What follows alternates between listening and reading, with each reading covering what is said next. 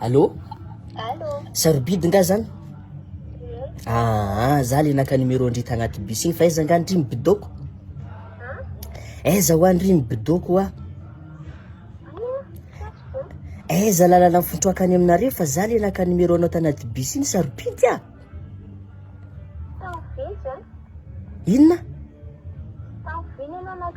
Omaly tagnaty bus igny e, fa aiza ho andry mibidoko? Mibidoko tsy hainako moa dikany mibidoko zany. Za le niteny hoe ndrio atyko maliny, ndrio omeko savaly alaiko amin'ny valavo. Ndrio atyko e, ndrio tiako. Fa aiza ho lalana mifontroaka any aminareo fa zazao akany aminareo. Aiza le lalana aty Ambohipo ve sa ny 67 aiza?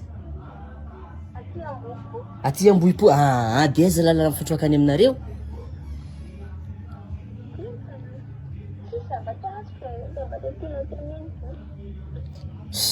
Fa ahoana kosa sarobidy aza atao an'izany moa e. Foko ato efa misalagn'aimagna. Foko ato ohatra nefa misy zavatra midobodoboka be efa misalagn'aimagna be ny foko ato te hitandry. Efa misalagn'aimagna. Zany tsy manadala sarobidy a.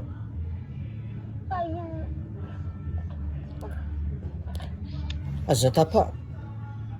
Nitapahany e.